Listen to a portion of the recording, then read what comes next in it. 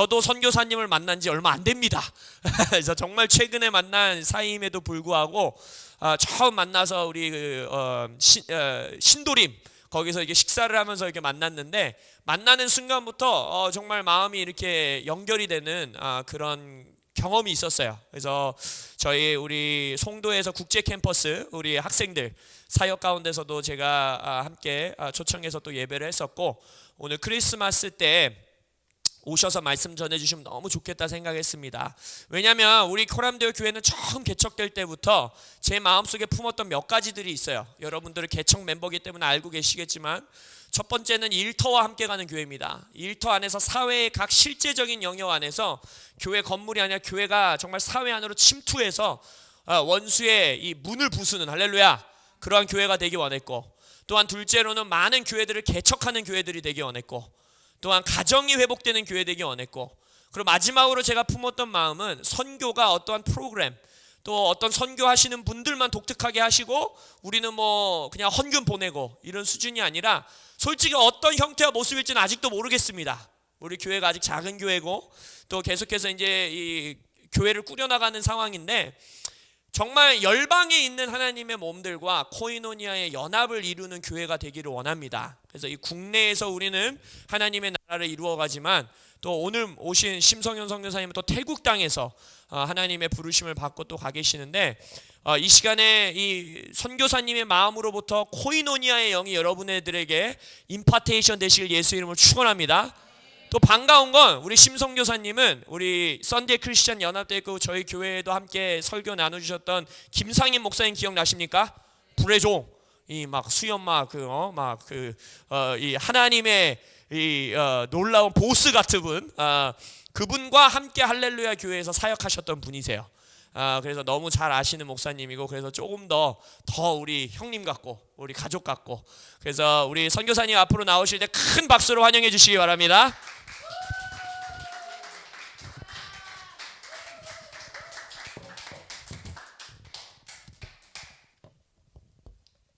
반갑습니다. 저는 소개시켜 주신 대로 심성용 선교사입니다. 지난 8월인가요? 지난 8월에 우리 임 목사님 이제 신도림에서 만나가지고 또 한 분 목사님하고 같이 셋이서 만났는데, 목사님 얘기해 주셨다시피 이제 만난 이후에도 계속 뭔가 모르게 저 안에 뿌듯함이, 영적인 만족감이 느껴졌어요. 어떤 느낌이냐면, 하나님께서, 제가 이제 기도했거든요. 한국에 이번에 들어가서 이제 함께 기도의 동역자, 또 이제 사역의 동역자들을 좀 하나님께서 세우게 해달라고 기도하는 가운데, 또 이제 최세론 목사님이란 분을 통해서 또 이제 임재성 목사님을 또 이제 소개받아서 같이 주 안에서 이렇게 교제하면서 함께 하나님 나라를 다른 모양으로, 또 그러나 같은 모양으로 또 섬길 수 있다는 것이 참 뭔가 굉장한 기쁨이었고, 감사했어요. 그래서 지금까지도 또 이렇게 서로 교제를 나누면서 또 안부 묻고, 함께 또 이렇게 귀한 또 코람데오 교회에 이렇게 초대해 주신 우리 임재성 목사님과 우리 또 교회 모든 성도님들께 또 감사드리고, 기회를 주신, 또 말씀으로 섬길 수 있는 기회를 주신 하나님 감사를 드립니다. 오늘 이제 말씀을 좀 나눌 텐데요. 오늘 말씀은 온 백성을 위한 큰 기쁨의 좋은 소식이라는 제목으로 누가복음 2장 10절부터 14절까지의 말씀을 가지고 우리 같이 하나님 말씀을 보도록 하겠습니다. 누가복음 2장 10절부터 14절까지의 말씀입니다. 우리 같이 한번 읽어볼까요? 제가 좀 잘못 적은 것 같은데. 예, 10절부터 14절까지입니다. 우리 같이 읽겠습니다. 시작. 천사가 이르되 무서워하지 말라. 보라, 내가 온 백성에게 미칠 큰 기쁨의 좋은 소식을 너희에게 주나노라. 오늘 다윗의 동네에 너희를 위하여 구주가 나셨으니 곧 그리스도 주시니라. 너희가 가서 강보에 쌓여 구유에 누워 있는 아기를 보리니 이것이 너희에게 표적이니라 하더니, 호련히 수많은 천군이 그 천사들과 함께 하나님을 찬송하여 이르되, 지극히 높은 곳에서는 하나님께 영광이요 땅에서는 하나님이 기뻐하시는 사람들 중에 평화로다 하니라. 아멘. 잠깐 기도하겠습니다. 하나님, 오늘 이 시간에 우리가 하나님 앞에 나아갑니다. 이 땅에 말씀이 되시는 하나님께서 육신으로 오셔서 이 낮고 낮은 자들을 구해 주시고자 하나님 나라로 인도하시고자 자신의 몸과 또 피를 흘려 주시고 찢어 주셔서 우리에게 내어 주셨듯이 하나님, 우리가 이 땅 가운데서 주님을 믿어 교회된 우리가 이 땅에서 하나님 나라 위하여서 우리의 심령 즉각적으로 하나님이 부르시는 그 모든 현장 속에서 드릴 수 있도록 도와주시옵시고, 하나님 이 시간에 우리가 하나님의 말씀 또 하나님의 살아계신 그 역사의 현장들을 우리가 볼 때 하나님 홀로 영광을 받아 주시옵시고, 우리가 또 선교하시는 그 하나님의 놀라우신 그 선교의 사역에 동참케 되는 은혜가 있게 하여 주시옵소서. 감사를 드립니다. 예수님의 이름으로 기도합니다.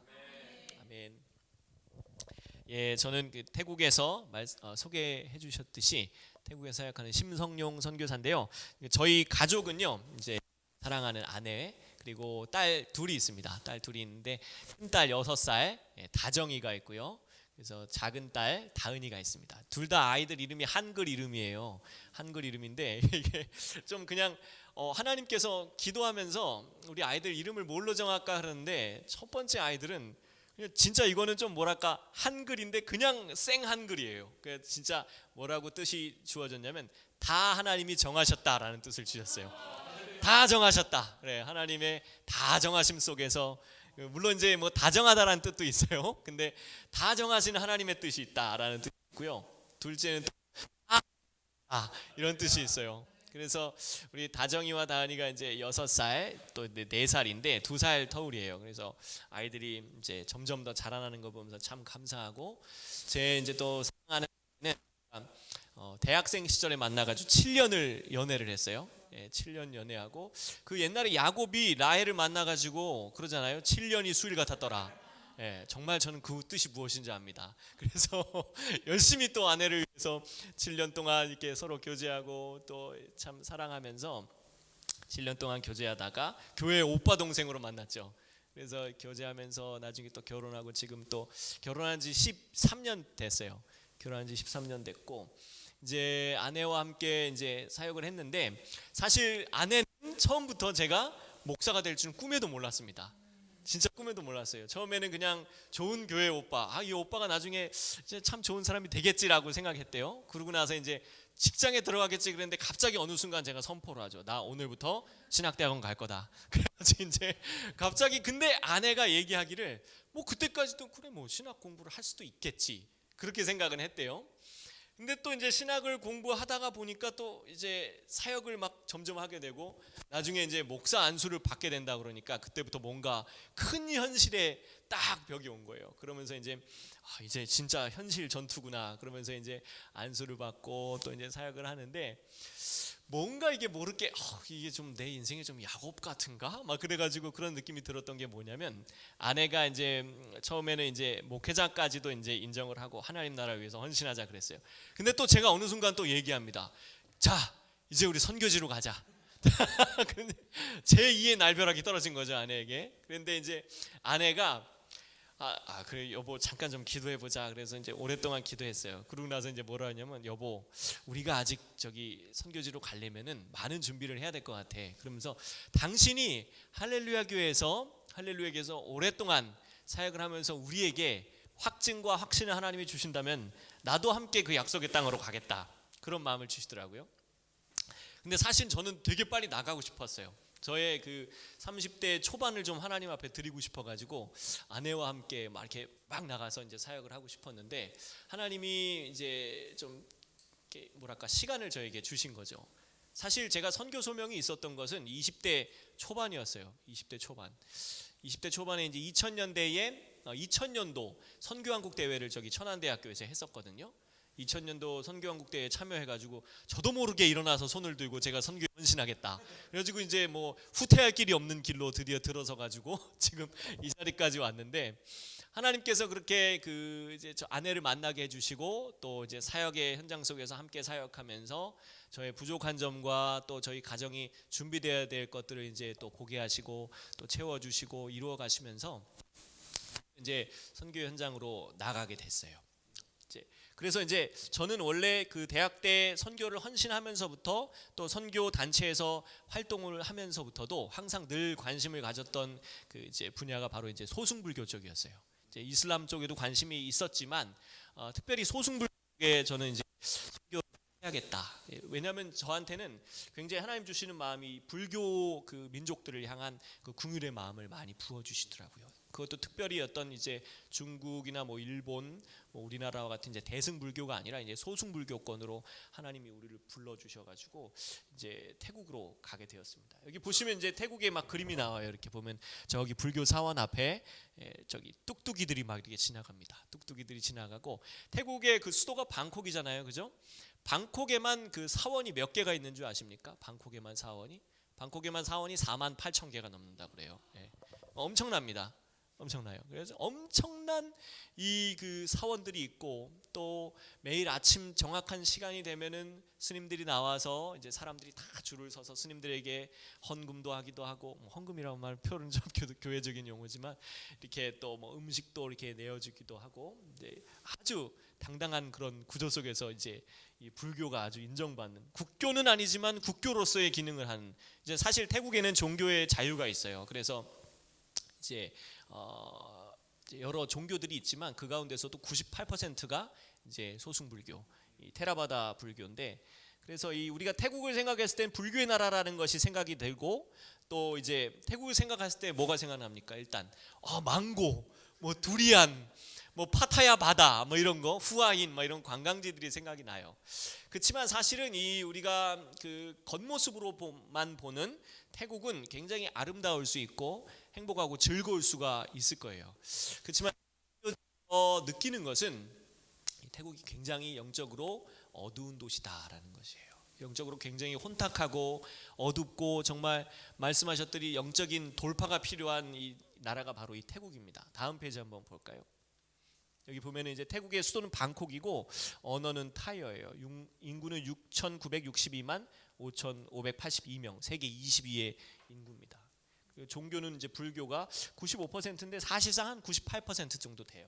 그리고 이슬람이 4%, 뭐 이렇게 하지만 이슬람 요즘에 조금 좀 다운된 거예요. 그 나라에서 좀 정책적으로 좀 많이 이렇게 누르고 있어요. 왜냐하면 남부 쪽에서 테러가 많이 일어나고, 왜 그러냐면 원래 그 남부의 태국 남부의 꼬리 쪽에 그 이제 파타니 말레이라는 그 족들이 살고 있었어요. 근데 이 사람들이 자기네들의 정체성은 말레이시아 이슬람으로 알고 있었어요. 근데 어느 날 그 아주 오랜 시간 전이죠. 눈 뜨고 일어나 보니까 자기가 태국 국민이 되어 있는 거예요. 정체성은 말레이 이슬람인데. 그러니까 보니까 항상 이 사람들은 자기네들을 독립시켜 달라는 거예요. 그래서 요즘에도 태국에서도 간간히 그 테러 소식들이 막 들려오고 있어요. 막 폭탄이 터져서 누가 다리가 잘렸다, 뭐 누가 죽었다, 총을 쐈다, 뭐 이런 일들이 일어나고, 그리고 한 2년 전만 해도 태국 중심의 불교 사원에서 테러들이 막 일어나서 폭탄 테러가 일어나고, 그런 일들이 많아가지고 검색이 굉장히 강화가 많이 됐죠. 기독교 인구는 0.8%인데 저 기독교 인구는 이제 뭐 천주교 카톨릭도 포함하고 있고, 또 뭐 여러 가지 뭐 이렇게 다른 그 기독교 이단들도 포함하고 있는 그런 퍼센테이지예요. 사실상 0.58%도 안 되고 0.5% 진정 기독교들은 그 정도밖에 되지가 않습니다. 근데 이 보통 그 우리가 태국 생각했을 때 그 이제 이게 굉장히 중요한 거예요. 태국에 그 세 개의 3대 세계관이 있습니다. 첫 번째는 왕, 그다음에 불교, 민족, 이렇게 있어요. 왜 이게 중요하냐면요, 태국 사람들은 왕을 신으로 생각합니다. 특별히 그 역사적이고 그 종교적인 배경 아래서 그 이제 왕은 이제 라마라고 그래요. 라마. 그 태국에 가면 이제 뭐 다 보면 그 라마 뭐 9, 뭐 라마 7, 뭐 도로명이 다 그렇게 돼 있어요.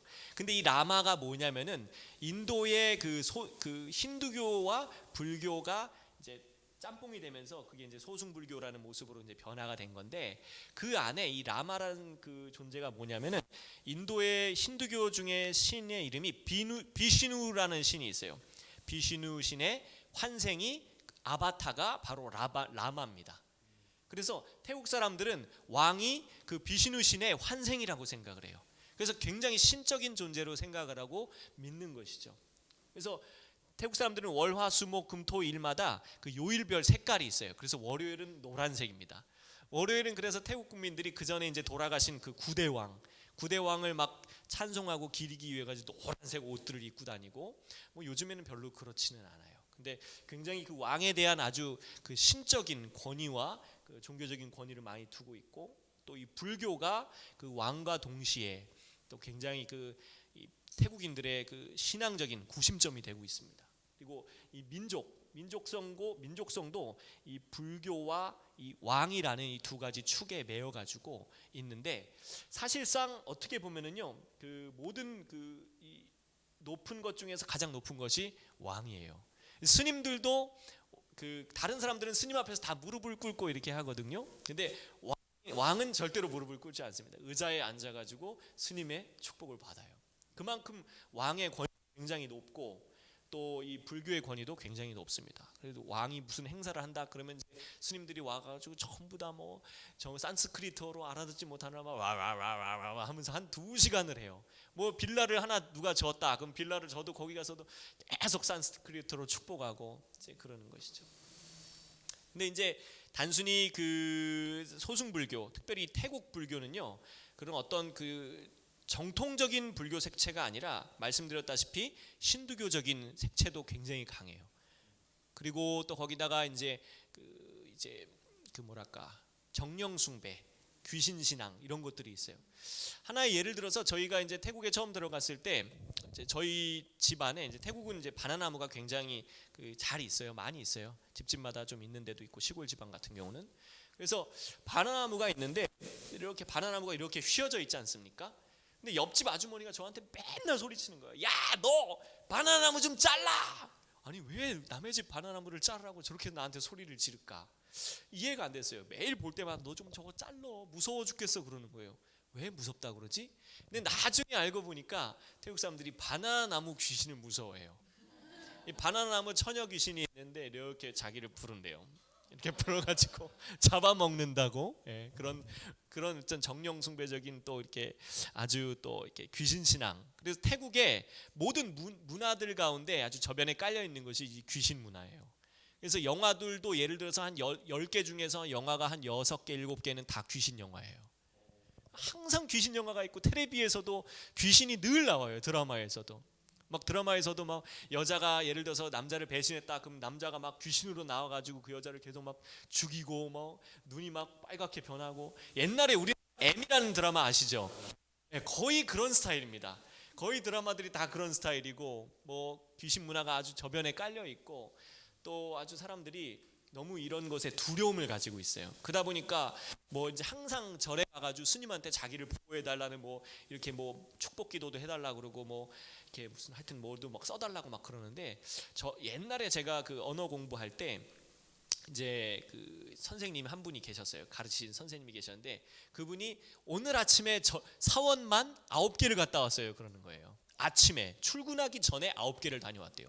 아니 왜 9개를 갔다 왔어요? 그랬더니 자기가 너무 무서워하는 부분이 있었는데, 어떤 스님한테 얘기하니까 방콕 내에 있는 자기가 찍어준 9개의 절에 가서 거기서 그 스님을 만나고 축복 기도를 받아야지 그런 두려움이 없어질 거다, 이렇게 얘기를 하는 거예요. 굉장히 절대적이에요. 그런 것들을 굉장히 사람들이 무서워하고 두려워하는 것이죠. 그래서 이 태국의 이 민족의 사람들의 그 종교성은 굉장히 세계관도 다양하고 항상 두려움 가운데 빠져 있고, 그러나 사실은 이제 자기가 뭘 믿는지는 잘 몰라요. 그러니까 예를 들어서 그 이슬람 사람들도 보면요, 그 민속 이슬람이 있고 정통 이슬람 사람들이 있습니다. 그래서 그 무슬림들 가운데서도 꾸란에 대해서 잘 아는 사람은 거의 많이 없어요. 민속 이슬람들은 사실은 꾸란을 한 번도 읽어보지 못한 사람들도 너무나 많고요. 근데 한마디로 이 태국에서도 뭐 태국 사람들도 자기가 불교에 대해서 아주 잘 알고 있다라는 사람이 별로 없어요. 그냥 자기가 태어나면서부터 눈 뜨니까 불교인이었던 것이죠. 그래서 이 불교는 항상 태국인들의 마음속에 가장 크게 자리 잡은 종교고, 그러나 반면에 또 태국인들이 굉장히 또 사람들이 친절해요. 아주 친절하고 마음이 착합니다. 그러나 동시에 또 아주 불과 같은 마음을 가지고 있어요. 불과 같은 마음을 가지고 있어가지고 몇 번을 아주 오랫동안 참습니다. 근데 참는 거 이상으로 넘어가면 무슨 일을 벌일지 몰라요. 굉장히 아주 다혈질기도 하면서 동시에 또 굉장히 친절하기도 하죠. 근데 요즘에 또 우리나라 같은 경우 보면은 이제 동성애 문제가 굉장히 이슈가 되고 있잖아요. 그러면서 이제 여러 가지 많은 교회들이 도전을 받고 있습니다. 동성애에 대해서 이제 뭐 심지어 뭐 동성애 교회가 있다라는 말도 듣는데 정말 이해가 안 되는, 어떻게 그럴 수가 있는가, 그런 얘기도 하지만 이 태국에서 저는 이제 살다 보니까 뭐 그런 것들이 굉장히 익숙해요. 이제 세상 구조가 결국은 종말로 가고 있는 것인데 그거에 대해서 우리가 너무 이렇게 경계하고 진리가 아닌 것에 대해서 배척할 필요는 있지만 결국은 예수님 말한 대로 그제야 끝이 오리라 말씀하신 것처럼 끝으로 가고 있는 현상이구나, 그런 걸 느끼게 되는데, 태국에서는요 여러분, 성의 기준이 한 8개 정도로 구분하고 있어요. 어떻게 나누냐면요, 남자, 여자, 게이, 레즈비언, 크라터이라고 있는데 여자 분장을 한 남자가 있어요. 그 다음에 톰보이, 그 다음에 머리를 아주 짧게 자르고 남자처럼 완전히 하고 다니는 그 여자가 있고, 그 다음에 또 뭐가 있냐면은요, 이제 트랜스젠더, 그 다음에 트랜스젠더는 완전히 성을 바꾼 거죠, 그죠? 현상적으로. 그 다음에 하프 앤 하프가 있어요. 하프 앤 하프는 위에는 뭐 남자, 밑에는 뭐 이렇게 여자 식으로 해가지고 수술을 절반만 하고 사는 사람들이에요. 근데 이런 것들이 아무렇지도 않게 익숙해요. 그래서 제가 처음에 가서 태국에서 굉장히 충격받았던 게 뭐냐면 이제 크라터이죠. 그러니까 남자인데 여자 분장을 한 사람들이 이제 화장실에 막 여자 화장실에 막 들어가요. 아무렇지도 않습니다. 여자들도 옆에서 똑같이 손 씻고 뭐 이렇게 다 해요. 남자들도 어떤 남자는 이제 톰보이인데 여자예요, 실제로는. 근데 남자 화장실에 들어와서 그렇게 하는 거예요. 굉장히 그런 것들이 아주 편만해 있어요. 그리고 밤이 되면은 깨끗한 보이는 이제 건물 뭐 환경이지만 밤이 되면은 온갖 곳에 유흥 시설이 아주 너무나 많고, 그다음에 여러 가지 음란, 그다음에 뭐 음주 문화, 마약 문화, 그다음에 뭐 심지어 뭐 이렇게 납치, 이런 것들도 굉장히 많아요. 그래가지고 태국 정부에서도 그런 거에 대해서 굉장히 강력하게 막 규탄하면서 제재를 가하고 있는 그런 이 나라입니다. 그래서 겉과 속이 봤을 때 완전히 달라 보일 수 있어요. 너무나 아름답고 좋고 행복해 보이지만 속으로 들여다보면 참 우리가 하나님 앞에 정말로 돌파가 필요한 나라가 이 태국이에요. 우리나라보다 복음을 한 50년 이상 빨리 받았어요. 복음 역사가 한 190년 정도 넘습니다. 선교사들이 와 복음을 전했지만 여전히 태국은 지금도 선교사들의 무덤이다라고 얘기를 하고 있습니다. 그런 이유 중에도 하나가 뭐냐면 언어의 문제예요. 저도 지금 이제 태국 선교 나간 지 4년이 됐는데 언어가 진짜 어려워요, 태국은. 그러니까 얼마 전에 25년 사역하신 선교사님이 저한테 얘기하시더라고요. 야, 이 사람아, 태국에선 10년을 언어를 해도 태국 사람들이 들었을 때 어린아이가 얘기하는 것처럼 들려, 이렇게 얘기를 하시더라고요.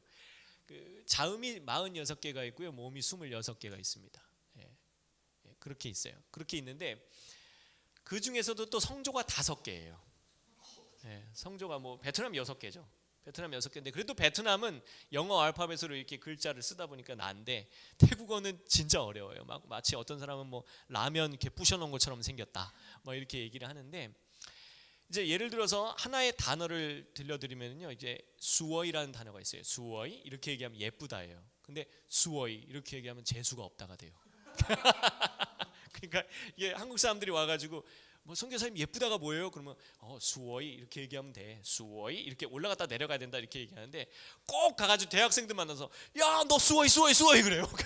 그러면 야 너 재수없어 막 이렇게 되는 건데, 그러니까 참 이게 난감할 때가 많죠. 그러니까 이게 성조라는 것도 5개의 성조가 있고 자음도 엄청나게 많고 모음도 많고 또 읽는 거에 따라 또 틀려지니까 참 어려울 때가 많습니다. 그래서 선교사들도 언어가 어렵고요, 또 문화 자체도 굉장히 아주 다양한 세계관을 가지고 있어가지고 이것을 돌파내려면 오랜 시간이 걸려요. 그래서 태국에서의 선교라는 것은요, 절대로 빠른 시간에 이루어질 수가 없어요. 그러니까 태국뿐만 아니라 모든 선교지에서 사역이 빨리 일어난다라는 것은요, 우리가 뭔가 좀 생각을 해봐야 돼요. 뭔가 좀 생각을 해봐야 된다는 것이에요. 물론 하나님의 주권적인 역사 가운데서 사역들이 부흥하고 번창하는 것은 이루어져야 될 일들이죠.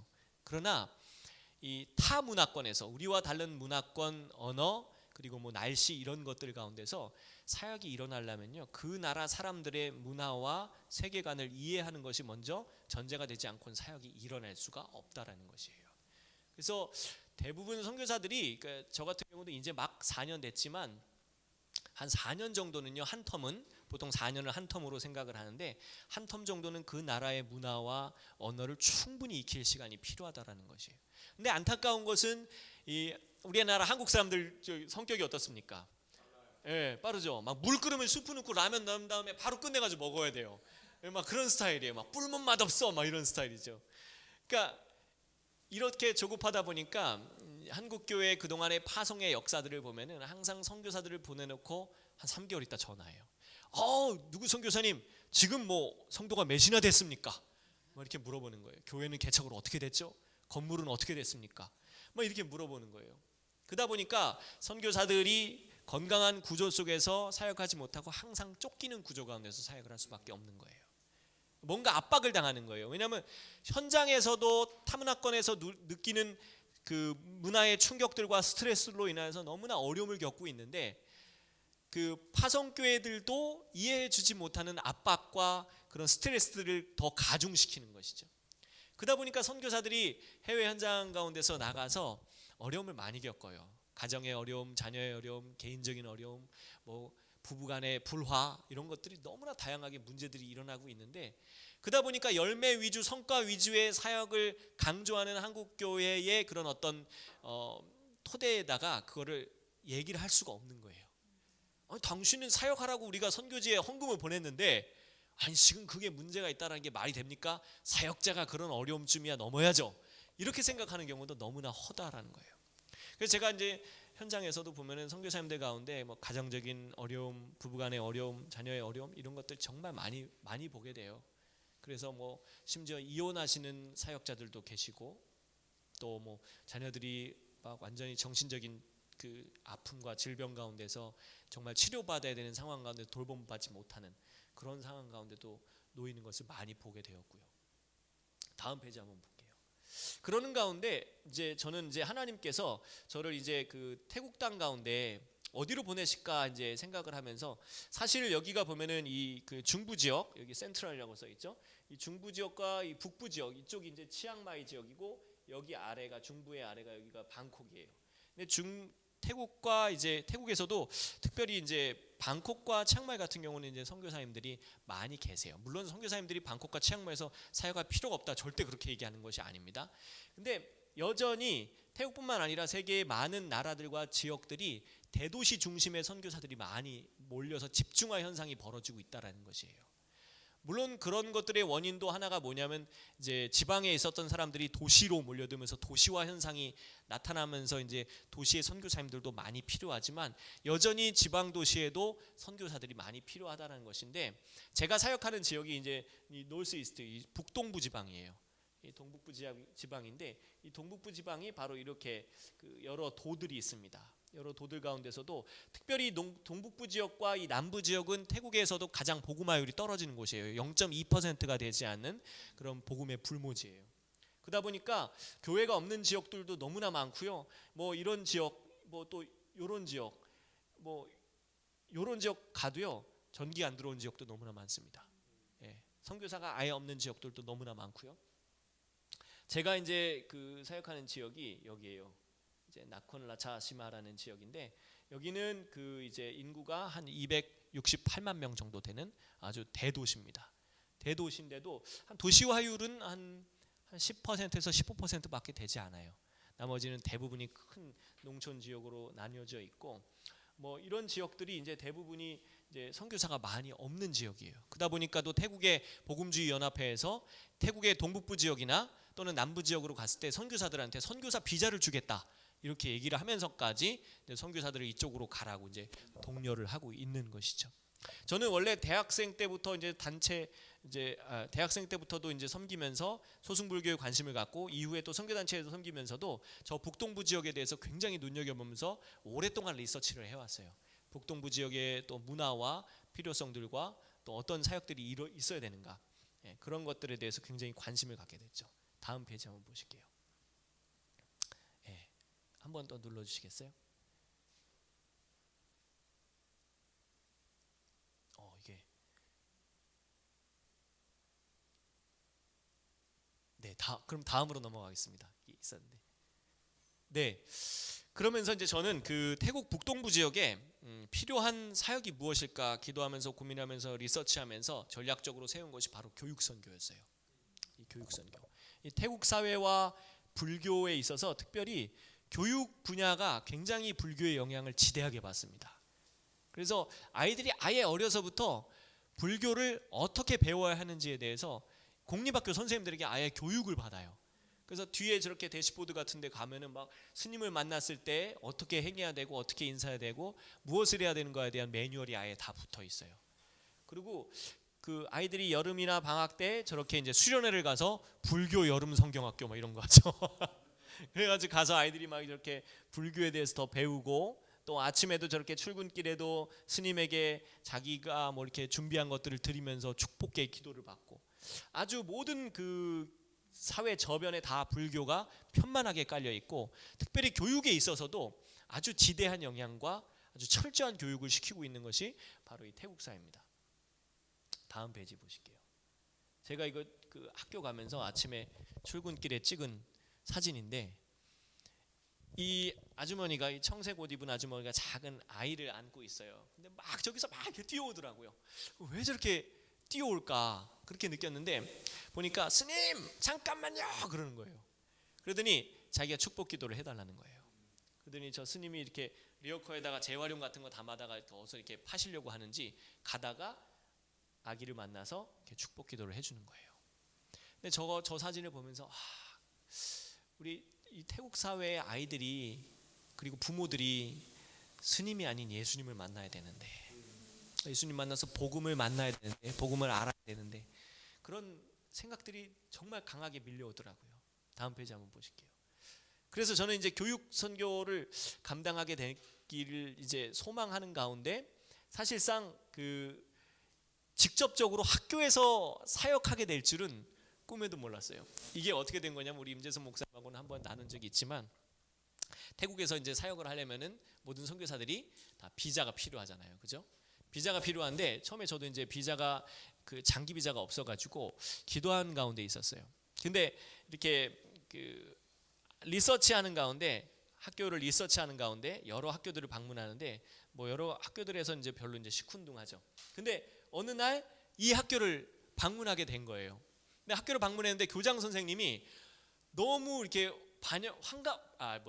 반갑게 환영을 해주시더라고요. 그러면서 밥을 먹고 가라, 차를 마시고 가라 그러는데 이 선생님 좀 이상한데 뭔가 있나? 그래가지고 집에 빨리 가고 싶은 마음이 있었는데 근데 갑자기 일어서려고 이제 뭔가 조금 준비 태세를 하고 있는데 여기서 한글을 좀 가르쳐 줄 수 있겠냐는 거예요.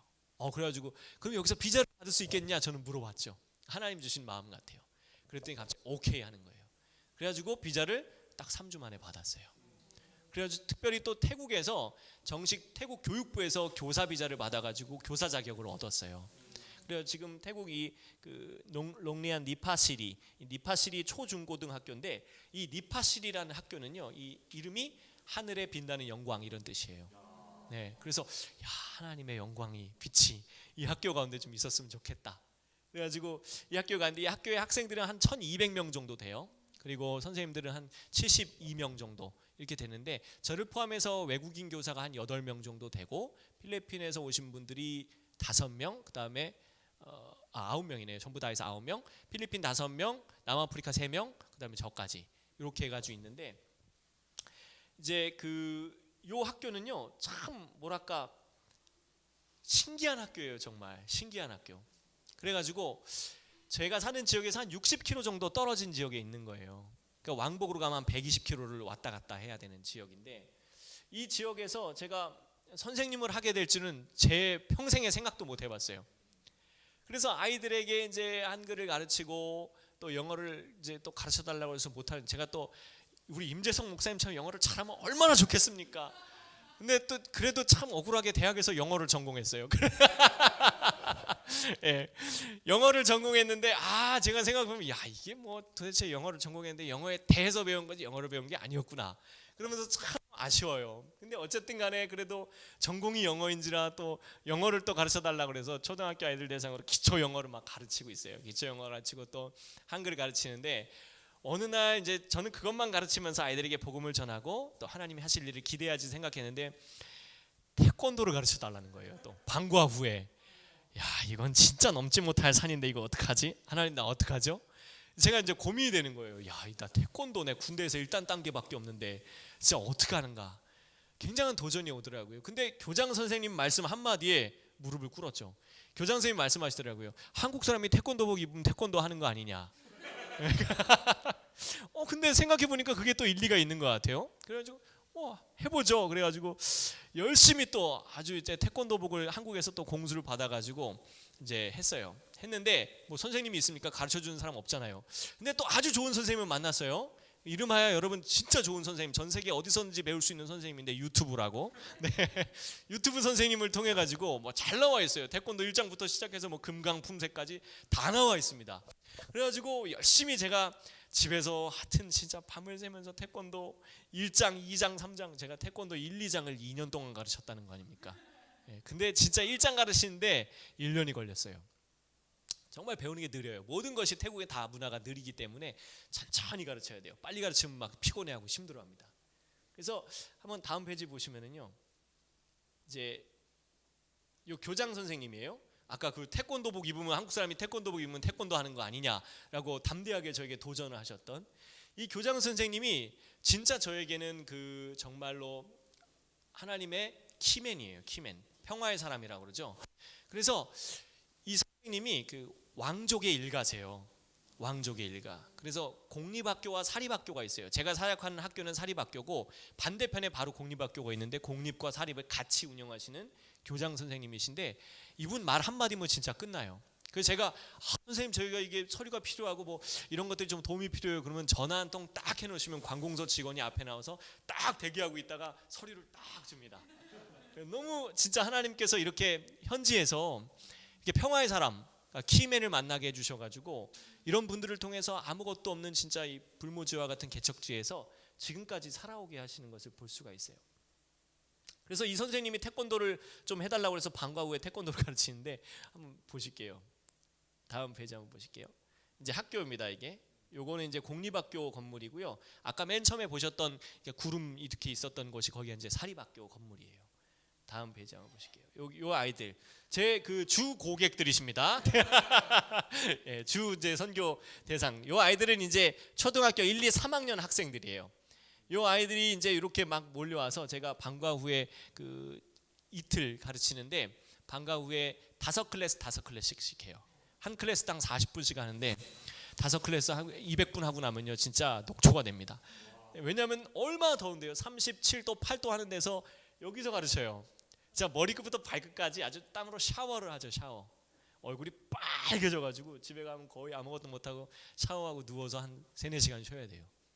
이 아이들이 근데 너무 좋아하는 거예요. 그 전에 배워본 적이 없었던 태권도. 근데 태권도만 하면 아이들이 너무 힘들어해요. 그래가지고 태권도를 응용한 어린이 놀이체육을 하고 있어요. 내가 태권도 관장인지 선교사인지 도대체 이게 막 좀 정체성에 혼란이 올 때도 있고. 근데 제가 이제 하나님 말씀 읽으면서 고린도 후서 전서인가요? 후서에 보면 이제 바울이 그러잖아요. 내가 복음을 위하여 모든 사람에게 모든 모양으로 나간다. 그러잖아요. 그죠? 근데 정말 그 말씀이 그러더라고요. 그래 이 아이들에게 내가 예수님을 전하기 위해서 마음을 열 수 있다라면 만날 수 있다라면 한 번 더 만날 수 있다라면은 만나야 되지 않은가? 태권도복이 뭔가 내가 어떤 옷이라도 입겠다. 그런 마음의 믿음을 주시더라고요. 다음 페이지 보시면은요. 요 아이들은 이제 초등학교 4, 5, 6학년 아이들이에요. 여기 보세요. 이 녀석 항상 이렇게 장난꾸러기 항상 와가지고 제가 태권도 동작하고 있으면 뒤에 와가지고 똥침 놓고 막 도망가는 그런 아이인데 이런 아이들이 참 저는 너무 귀해요. 참 제가 이 아이들을 만나면서 태권도를 오후에 가르치고 또 한글도 가르치면서 한 3년 동안은 꿈쩍 않더라고요. 마음을 그냥 선생님인 거예요. 근데 이 아이들이 3년 정도 넘으니까 제가 복음을 계속적으로 전하고 또 점심시간에도 아이들 그 이제 아이패드를 가지고 제가 이제 성경 앱이라고 있어요. 어린이 성경 앱이 있는데 그걸 갖고 예수님 이제 태국어로 나오는 게 있습니다. 그것도 들려주고 아이들에게 너의 삶의 의미가 뭐냐? 너 왜 사니? 나중에 커서 뭐 할 거니? 너 죽으면 뭐 할 거니? 굉장히 심각한 얘기도 막 물어봐요. 근데 아이들이 그런 거에 대해서 그냥 그전에 들었을 때는 시큰둥하고 아무렇지도 않다가 마음이 열리고 복음이 전해지면서 3년 만에 드디어 아이들이 예수님에 대해서 물어보기 시작합니다. 되게 감동했어요. 그래가지고 야 하나님 감사합니다. 드디어 이제 씨를 뿌려서 요만한 싹이 나왔군요. 제가 그 집에서 아이들과 그 이제 토마토 이런 거 심는 거 되게 좋아해요. 그래 토마토도 심고 막 가지도 심고 고추도 심어요 집에서. 근데 그게 참 재밌는 게 뭐냐면 우리 아이들하고 이제 씨를 갖고 가서 이제 밭을 일군 다음에 밭을 이렇게 고르고 거기다 씨앗을 심으면은 며칠 있다 요만한 새싹이 나오는데 아이들이 너무 좋아해요. 그 저도 너무 기쁘죠. 근데 정말 그 마음인 거예요. 하나님 복음의 씨앗이 뿌려져서 아무것도 없이 감춰진 것처럼 보였지만 결국 하나님이 하셨군요. 그러니까 여러분 우리가 하나님을 일을 할 때 우리는 우리의 일만 하면 되는 거예요. 그러니까 고린도전서에 이렇게 써 있잖아요. 아볼로는 심었고 나는 심었고 아볼로는 물을 주었을 때 자라나게 하시는 이는 하나님이시다. 정말 그 말씀이 아멘인 여러분. 그래서 우리는 우리가 할 일을 우리의 최선을 다해서 하나님 앞에 헌신하면 하나님이 하시더라고요. 그래서 이 아이들이 복음에 대해서 궁금해지기 시작했고 복음에 대해서 알아가기 시작했어요. 다음 페이지를 한번 보시면요, 아주 이제 좀 뻘쭘한 동작 막 나오죠. 이렇게 제가 보세요. 이게 참 전문가 포스를 내려고 그래도 절대 전문가가 될 수 없는. 그러나 제가 항상 마음속으로 생각해요. 내가 이 아이들에게 태권도 전문인이 아니라 물론 선교에 있어서도 전문성이 필요합니다. 그럼에도 불구하고 우리 사역자들이 항상 우리 여기 계신 분들도 전 사역자라고 생각을 해요. 우리 사역자들이 항상 생각해야 될 게 뭐냐면 복음의 전문성을 가져야 돼요. 내가 믿는 예수님이 누군가, 그리고 내가 예수님을 어떻게 전할 것인가, 그리고 예수님의 그 말씀을 우리가 어떻게 살아낼 것인가에 대한 깊은 전문성을 가져야 된다는 것이에요. 근데 한국 교회가 여러분 이제 우리가 여러 가지로 많은 어려움을 겪고 있는 이유가 뭐예요? 프로그램에 쩌들었기 때문이에요. 수많은 거칠애의 외형적인 그 전문성에 빠져 있어요. 뭐 이런 것들을 하면 사람들이 온다, 이런 프로그램을 하면 뭐가 좋다. 근데 그게 과연 복음과 무슨 관계가 있냐는 것입니다. 사람들의 마음을 행복하게 해주는 것이 복음이냔 말이죠. 아니다라는 것이. 예수님은 성경에 단 한 번도 사람들의 마음을 즐겁게 해주려고 하나님 말씀을 선포한 적이 없어요. 도리어 온 사람들한테 뭐라 그래요? 이 독사의 자식들아 막 이러잖아요. 그죠? 이 뱀새끼들아 막 이렇게 얘기를 하는 거예요. 근데 성경에도 보세요, 여러분. 우리가 예수를 잘 믿으면은 모든 것이 형통하고, 예수님 잘 믿으면 모든 것이 다 열리고, 예수님 잘 믿으면 돈을 많이 벌고, 예수님 잘 믿으면은 모든 것이 다 잘 된다. 그렇게 얘기한 적이 한 번도 없어요. 여러분, 성경에서 얘기하는 이 형통이라는 단어는요, 잘 되고 부하고 명예를 갖고 엄청난 특권을 누리는 것이 형통을 얘기하는 것이 아니라 뚫고 나갈 수 있는 힘을 바로 형통이라고 얘기를 하고 있어요. 이제 우리 브렉도르라고 하잖아요. 아까 임재성 목사님이 돌파한다 얘기했는데 그게 바로 형통이에요. 어떠한 상황과 환경의 자리 가운데서도 우리에게 주신 그 하나님의 믿음을 가지고 그 작은 믿음이라 할지라도 붙잡고 우리가 돌파한다고 외치면은요, 하나님이 돌파하게 해주시는 거예요. 여러분, 제가 이 작은 시골 마을에서 가서 선생님들이 맨날 물어보는 게 그거예요. 너는 왜 여기까지 와가지고 선생님 하고 있니? 제가 여기서 월급 받지 않아요. 단 한 푼도 안 받습니다. 여기 와서 왜 돈도 안 받으면서 여기 와가지고 왜 선생님을 하고 여기 와가지고 왜 사니? 이렇게 물어봐요. 항상 선생님들이. 저 항상 얘기하죠. 예수님 때문에 왔다. 예수님 누군지 아냐? 이렇게 얘기하는 거예요. 그래도 이해 못해요. 그 예수님이 뭔데 여기 와 있니? 그거 말로 설명이 안 돼요. 그래서 우리 크리스찬의 미셔널 라이프는 뭐냐면요, 우리의 삶의 본보기다라는 것이에요. 바울이 얘기하잖아요. 우리의 말의 능력이 있지 않다. 말의 능력이 있지 않다. 기사와 표적으로 얘기한다 그러잖아요. 기사와 표적이란 건 말 그대로 뭐 하나님이 하시는 놀라운 일일 수도 있지만 가장 근본적인 부분은 뭐냐면요, 우리 삶의 라이프 스타일이다라는 거예요. 우리가 선택하고 우리가 바라보고 우리가 버려야 될 것, 이런 것들이 우리 라이프 스타일이 돼야 된다는 거예요. 크리스찬의 라이프 스타일, 성경적 라이프 스타일. 그게 진짜 중요해요. 그래서 저는 이 학교에서 선생으로 가르치면서도 제일로 제 마음속에 가장 중요한 게 뭐냐면요, 예수 잘 믿는, 예수 믿는 대로 살아가는 선생님의 모습이 되자. 그게 제 가장 선교사로서의 모토예요. 왜냐면은요, 제가 아이들에게 가서 교리를 가르치잖아요. 그럼 그 아이들은요, 그냥 자기들이 믿는 불교 이외의 또 다른 하나의 종교로서 받을 수는 있어요. 그러나 그 아이들에게 구원으로 인도하는 진리의 문은 될 수가 없다는 것이죠. 물론 제가 진리의 문은 아닙니다. 진리의 문, 구원의 문이 되신 예수님께로 인도하는 바른 길이 될 수는 없다라는 것이에요. 그래서 저는 항상 그렇게 생각해요. 그래, 내가 여기서 뭔가 큰 일을 하려고 내 사역의 거품을 내다 버려야지. 내 사역의 거품을 내려버려야지. 제 기도 제목 그거예요. 하나님, 내가 언제나 큰 일에 힘쓰지 않는 선교사가 되게 해주십시오. 여러분, 큰 일에 힘쓰려고 하면은요, 항상 우리가 일을 그리쳐요. 큰 일을 하시는 분은 누구십니까? 하나님이신 줄 믿습니다. 큰 일을 하나님이 하시는 거예요. 근데 예수님 뭐라 그래요? 잘했다 충성된 종아, 네가 작은 것에 충성하였으니 내가 너에게 큰 일도 맡길 것이다. 하나님 나라는 작은 것으로 시작되는 줄로 믿습니다. 우리가 작은 것으로 하나님의 나라를 품고 나가서 큰 것을 바라봐야 되는데, 우리의 사역의 허울의 거품들을 내려놓지 않으면요, 우리가 하나님 제대로 볼 수 없어요. 하나님 나라도 볼 수 없어요. 하나님 나라 돌파도 이루어질 수 없다라는 것이에요. 그래서 여러분, 큰 일에 힘쓰려고 하면 안 돼요. 우리가 큰 일에 쓰임 받을 수는 있겠어요. 하나님이 하시는 큰 일. 근데 내가 뭔가를 해보려고 하면은요, 안 돼요. 그냥 내 자신을 내어 맡기는 것이죠. 그래서 사도 바울이 뭐라고 그럽니까? 디모데에게 얘기할 때, 큰 집에는 나무 그릇도 있고 은 그릇도 있고 금 그릇도 있고 사기 그릇도 있다, 이렇게 얘기하잖아요. 근데 그 중에서 쓰임 받는 그릇이 뭡니까? 여러분, 자기를 비워 깨끗하게 하는 그릇이 쓰임 받는다라고 나와 있어요. 금 그릇이나 은 그릇이 아니에요, 여러분. 화려한 그릇이 아니다라는 것이에요. 깨끗하게 비워져서 그곳에 음식이 담기는 것이에요. 그렇죠? 여러분들 생각해 보세요. 찬장을 딱 열었는데 그릇을 딱 뺐어요. 아무리 멋있는 무슨 본차이나예요. 딱 봤는데 거기 안에 먼지가 이렇게 있어요. 그럼 그릇 쓰겠습니까? 아니면은 깨끗하게 잘 준비된 그릇 쓰겠습니까? 깨끗하게 잘 준비된 그릇 쓰겠죠, 그렇죠? 하나님도 마찬가지다라는 거예요. 우리가 해외에 있던 국내에 있던 어떠한 현장과 자기의 상황에 있든 간에 우리가 하나님 앞에 깨끗하게 준비되어진 그릇이 되어잖아요. 그럼 하나님은 그 사람을 들어 쓰실 줄로 믿습니다. 그게 바로 준비된 사람의 자세예요, 여러분. 깨끗한 마음.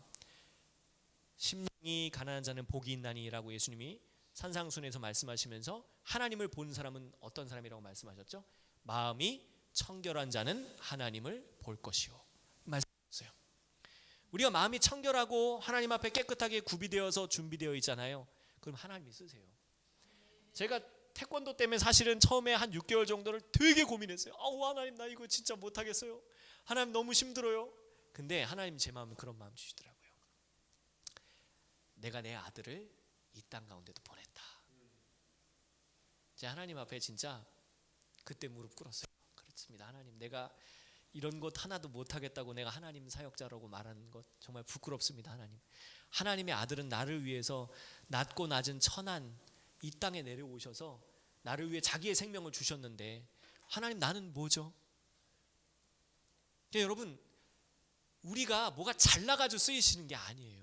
뭐가 잘나서 구원하신 게 아니에요. 내가 똑똑하고 내가 선택을 잘해가지고 예수님 믿고 좋은 교회 와서 예배드리고 기도하고 은사를 받은 게 아니에요, 여러분.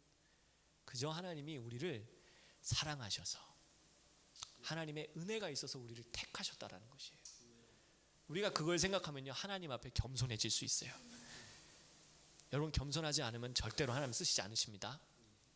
하나님이 겸손한 자를 사랑하시고 제일 미워하시는 게 교만한 자예요. 성경에 보면 진짜 많이 나와 있어요. 시편이나 잠언에 보면요, 심지어 교만한 자를 위하여서 하나님이 죽일 기계를 예비하셨다. 교만한 자의 이를 꺾으신다. 막 이렇게 나와 있어요. 근데 겸손한 자에게 하나님이 뭐를 주신다고 그랬죠? 땅을 주신다. 그죠? 겸손한 자에게 하나님 나라 유업을 주신다. 이렇게 말씀하고 계세요. 그래서 여러분, 사역의 우리의 가장 모습은요, 예수님이 이 땅에 겸손한 하나님의 아들로 내려오셨듯이 저도 항상 모토가 그거예요. 하나님, 내가 큰일에 힘쓰지 않고 겸손한 자로서 깨끗하게 준비된 자가 될 수 있도록 하나님 나에게 힘을 주시고 지혜를 주시고 도울 자들을 붙여주십시오. 여러분, 진짜 이것이 중요한 사역의 모토예요. 다음 페이지를 한번 보실게요. 요건 이제 저희 저희 단기 선교, 저희 팔성교회인 할렐루야 교회에서 단기 선교 와가지고 학교에서 이제 복음 공연도 하고 아이들과 함께 배우는 시간도 갖고 또 전도했었던 그런 시간이에요. 그래가지고 아이들이 와가지고 정말 이 단기 선교팀이 여러분 잘 와가지고 사역을 해주면요, 장기 선교사가 굉장한 힘을 얻고 나갈 수 있어요. 근데 단기 선교팀이 와가지고 다 업고 가죠. 그러면 진짜 그 상 치우는데 오래 걸립니다. 예, 진짜 오래 걸려요. 예를 들어서 막 어떤 단기 선교팀은요 와가지고 이제 진짜 대접받고 싶어 하는 단기 선교팀도 있어요. 와가지고 뭐 아주 조건을 걸어요. 데는 뭐 4성급 호텔 이상 아니면 안 들어가고 뭐 이렇게. 근데 선교를 왜 왔지? 막 그런 생각도 들 때도 있어요. 그래가지고 참 어렵게 하지만 또 단기 선교사들이 잘 와가지고 선교사들을 도와주면요, 진짜 그 지역에 복음을 뿌리내리기 정말로 좋습니다. 그래서 저는 기도하면서도 하나님이 보낼 단기 선교팀을 달라고도 사실 매년 기도를 하고 있어요. 기도를 하고 있는데 내년 또 어떻게 될지 또 하나님 하실 일들을 또 기도하고 있습니다. 다음 페이지 한번 보실게요. 여기는 이제 저희 학교에 그 요번에 새로 지은 그 국제 유치원이에요. 이 국제 유치원인데 이 학교가 지금 이제 그 과도기 가운데 있는 학교예요. 그 현지인 학교에서 국제 학교로 넘어가려는 과도기에 있어요. 그래가지고 이 학교에서 이제 특별반을 운영하고 있는데 지금 시범적으로 한 12명에서 15명의 아이들을 모든 과목을 다 영어로 가르치고 있어요. 모든 과목을 다 영어로 가르치고 또 이제 앞으로는 조만간 봤을 때 한 5년에서 6년 내로는 아마 국제학교로 변경할 가능성이 굉장히 커요. 왜냐하면 이 지역에서는 또 굉장히 그 세가 있는 학교이기 때문에 앞으로 이 학교를 통해서 하나님이 하실 일들이 굉장히 많을 거예요. 근데 참 신기한 게 뭔지 아세요, 여러분? 이것보다 진짜 제가 1도 손을 안 댄 그 하나님의 놀라우신 일이 있어요. 4년째 되고 요번에 제가 7월 말에 한국에 나왔을 때 나오기 전에 교장 선생님이 저를 부르시는 거예요. 오래요 갑자기. 그래서 갔어요. 왜 부르셨어요? 그랬더니 너 선교사인데 너 교회가 어디니? 그렇게 물어보시는 거예요. 저 아직 교회가 개척을 안 했다. 지금 준비하고 있습니다 라고 얘기했는데 그럼 어디다 할 거니? 글쎄요, 아직 그것도 리서치 중이에요. 이렇게 얘기를 했어요. 근데 선생님이, 교장 선생님이 아까 만난 그 교장 선생님이 갑자기 그러면 내가 교실 2개를 줄 테니까 너 여기서 교회해. 그리고 학교 내에서 교회를 하게 됐어요. 진짜 저는 지금도 생각하면 아직도 전율이 쭉 오는데 온몸에 소름이 돋으면서 교실을 2개를 주셔가지고요, 너 하고 싶은 대로 마음대로 하래요. 여기다 십자가 걸어도 되고 뭐 아무거나 다 하래요. 애들 불러다가 뭐 잔치를 해도 되고. 그래서 제가 하나님 진짜 어떻게 이렇게 하실 수 있죠? 도대체 이 일을 하시는 하나님, 정말 하나님은 얼마나 크신 분이십니까? 제가 항상 그렇게 물어봐요. 근데 진짜 그 학교 교실 2개가요 정말 신기한 게 지금까지 몇 년 동안 아무도 쓰지 않는 교실이었어요. 어떻게 보면 하나님이 나를 위해서 이 학교와 이 지역의 복음화를 위해서 비워둔 학교가 아닌가, 교실이 아닌가. 정말 그러면서 교장 선생님이 그렇게 하면서 또 동시에 진짜 감사한 게 하나님이 기도하면서 지혜를 주시더라고요. 내가 아이들을 1대1로 만나는 것은 내 힘으로서는 부족할 수 있겠지만 여기 있는 현지인 선생님들을 좀 이렇게 공략을 해봐야겠다. 그래가지고 현지인 교사들과 함께 영어 성경 읽기를 좀 하기로 했어요. 영어 성경 읽기도 하면서 현지인 교사들이 사실상 교사로서의 자격은 갖고 있는데 영어가 거의 중학교 1학년 수준도 안 돼요. 거의 뭐 자기소개도 못 하시는 분들이 많아가지고 제가 말씀드렸다시피 제가 이제 겉모습은 영문과 그래서 영문과기 때문에 그래도 조금 배운 건 있어서 그래서 선생님들과 기초 영어 회화 뭐 이런 것도 좀 해보고요. 그래서 영어 읽기 뭐 이런 것도, 그래서 영어 성경을 가지고 같이 하자니까 너무 좋다는 거예요. 그래서 이제 그걸 이제 좀 하기로 했고 거기서 필리핀 선생님들을 좀 도와주기로 했어요. 필리핀 선생님들이 도와주셔가지고 그 부분에 있어서 좀 소그룹을 좀 나눠가지고 그 선생님들과 함께 좀 이렇게 복음적인 좀 사역을 좀 해보려고 그래요. 특별히 필리핀 선생님들이 다 크리스찬들이세요.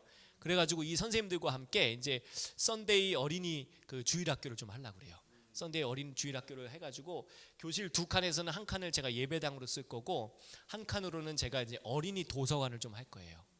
어린이 도서관을 해야겠다라고 생각한 이유가 제가 서두에 말씀드렸듯이 그 교육적인 측면을 좀 해보려고 그래요. 근데 태국은 굉장히 천천히 가야 돼요. 그래서 그 중에서 제일 좋은 게 뭐냐면 교육적 사역이에요. 그래서 저는 이 어린이 도서관을 통해서 아이들과 함께 책 읽기, 그것도 이제 그 태국의 방콕이나 치앙마이 같은 데 가면요 이미 복음화된 지가 오래됐기 때문에 그 오래된 단체인 뭐 OMF 이런 데서 그 좋은 책들을, 아주 양질의 기독교 서적들을 태국어로 번역해 놓은 게 되게 많아요. 이제 그런 것들을 아이들과 함께, 어린이 책도 되게 많습니다. 이제 그런 것들을 좀 이제 구입해서 좀 사다가 비치해 놓고 아이들과 책 읽기 코스를 좀 하려고 그래요. 책을 읽으면서 아이들 기독교 세계관 좀 교육을 해가지고 이제 그 아이들에게 조금씩 복음의 문을 좀 열어가면서 사역을 하려고 생각을 하고 있습니다. 그래서 다음 페이지 한번 보실게요. 지난번에 제가 11월 그 달에 태국을 2번 들어갔다 왔어요. 11월 초에 갔는데 선생님이 서류를 하나 준비를 잘못하셔가지고 펑크나고 이틀 만에 다시 왔어요.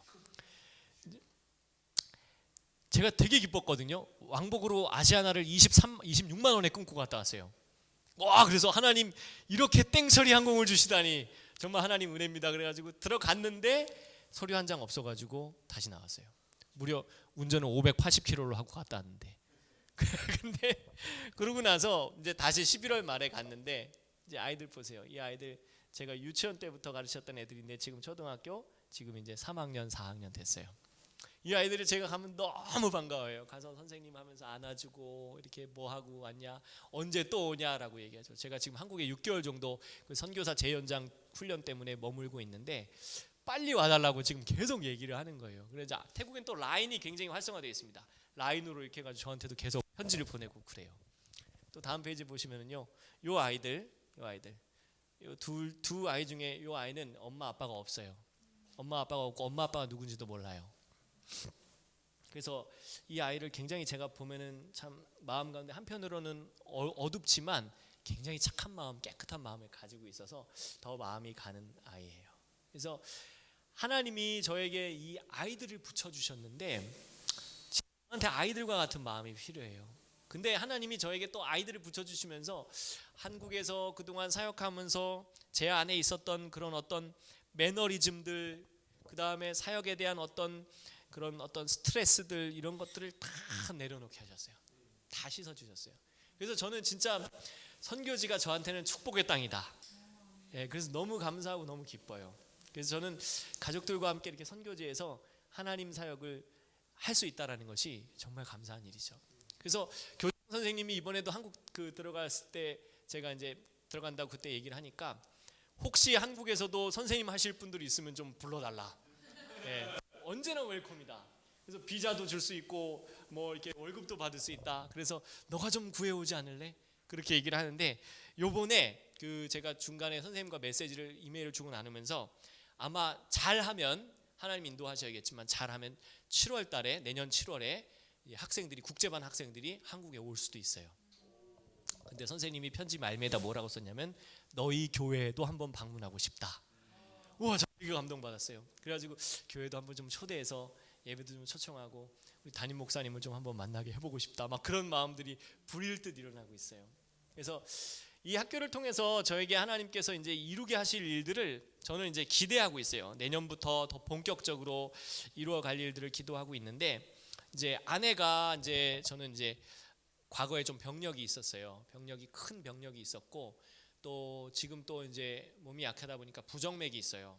부정맥이 있어가지고 좀 여러 가지로 좀 힘든 상황 가운데 있어요. 원래는 훈련을 마치고 좀 들어가려고 계획을 하고 있었는데 학교가 이제 1월 초에 시작을 하다 보니까 좀 들어가야 되는데 집중 치료를 위해서 한 2달 정도 더 머물 계획이에요. 2달 정도 머물면서 좀 있을 계획인데 사실은 태국의 학교들이 1월이나 2월에는 잘 수업이 많이 없어요. 수업이 많이 없고 그냥 이렇게 좀 행사 위주로 많이 갑니다. 행사 위주로 많이 가기 때문에 조금 부담은 덜 하지만 그래도 아내의 건강이 최우선이기 때문에 한 2달 정도 더 치료를 하고 이렇게 들어가려고 해요. 다음 페이지 한번 보여주세요. 이 아이들과 이제 소풍 가서 찍은 건데 소풍 막 저런 데로 가죠, 그죠? 보이스카우트 한 거예요.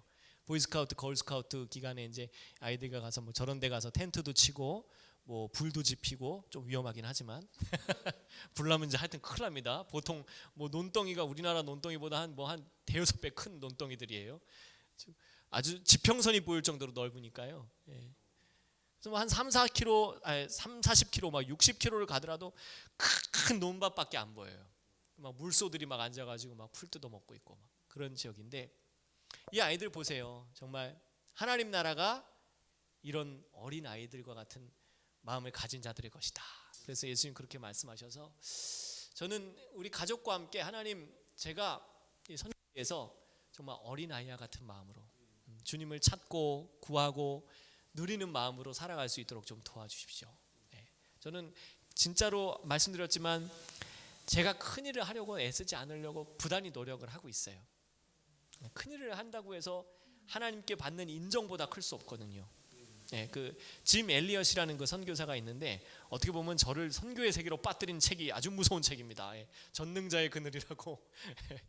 그 책은 이제 저의 삶에 있어서 어떤 그 전환점을 가져다 준 책인데, 그 책에 그 짐 엘리엇이 얘기했던 두 가지 말씀이 있어요. 그 책이 뭐냐면 하나님의 인정이라는 것이에요. 그러니까 세상에서 주는 학위와 어떤 세상에서 주는 명예와 그런 것보다도 내가 그 무엇보다 하나님의 인정을 받겠다. 그것을 얘기했고, 짐 엘리엇이 또 뭐라고 그랬냐면요, 영원한 것을 위하여 영원하지 못한 것을 버리는 사람은 바보가 아니다. 이렇게 얘기를 했어요. 선교사든 여러분 참, 그러니까 우리가 봤을 때 기억되지 않는 사람으로 남.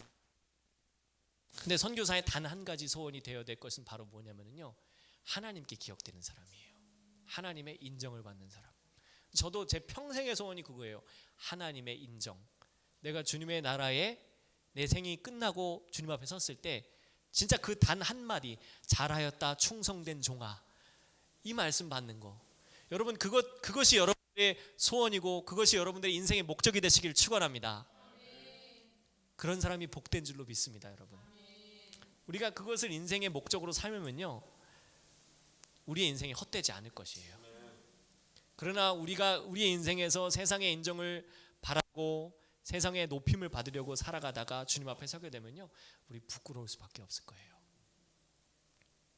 하나님 앞에 인정받는 삶. 여러분, 그것은 어떤 특정한 목회자나 또 사역자들이나 또 위대한 하나님의 일들을 크게 나타내는 사람들이 아니에요. 하나님께 인정받는 삶은 오늘 내가 여기 서 있는 이 자리에서 하나님을 사랑하고 하나님의 뜻대로, 그 부르신 뜻대로 살아가는 것이에요. 로마서 8장 28절에 뭐라고 써 있죠? 우리가 알거니와 하나님을 사랑하는 자 곧 그의 뜻대로 부르심을 입은 자들에게는 모든 것이 합력하여 선을 이루느니라. 믿으십니까, 여러분? 우리가 하나님을 사랑하는 거예요. 그것이 우리의 최우선의 과제예요. 그리고 우리가 하나님을 사랑하는 만큼 우리가 하나님의 나라를 위해서 우리의 삶을 내어드리는 거예요. 깨끗한 심령으로 구비된 자세로 하나님의 인정을 바라면서 우리의 눈을 땅에 두는 것이 아니라 하나님 나라에 두는, 하나님이 우리를 통해서 이루어질 줄로 믿습니다. 그래서 여러분, 우리 그 태국 땅을 위해서 좀 기도해 주세요. 기도해 주실 때 정말 저와 제 아내와 저희 두 딸이 그 정말 하나님 부르신 이 사역지에서, 이 니파시리 학교에서 한 알의 미랄이 되어서 정말 생명을 얻기까지 썩어져 한 알의 미랄이 되어서 하나님 나라의 정말 그 생명의 나무가 자라날 수 있도록. 그래서 아직까지 확신은 아니지만 제가 하나님 계속 주시는 마음이에요. 마음이 뭐냐면 교회 이름을 뭘로 할까? 그래서 생명나무 교회, 이런 마음을 계속 많이 주세요. 태국어로 하면 치위 떤마인데 그 생명나무 교회, 정말 우리 가정이 하나의 미랄이 되어서 심기어져서 이곳에서 생명으로 자라나 열매 맺는 나무들이 자라난 그런 학교가 되었으면 좋겠다. 그래서 그런 마음을 계속 주세요. 그래서 이 태국 생명나무 교회 예, 위해서 여러분들 기도 많이 해주시고요, 함께 동역해 주시면 감사하겠습니다. 잠깐 기도하겠습니다. 하나님 아버지, 우리를 한 사람 한 사람 하나님의 사람으로 불러주셔서 하나님의 영광을 위하여서 사용하여 주시는 은혜를 감사를 드립니다. 하나님, 우리가 우리를 세운 것도 아니요, 우리가 우리를 하나님 앞으로 이끄는 것도 아니라 하나님의 은혜가 우리를 이끌었습니다.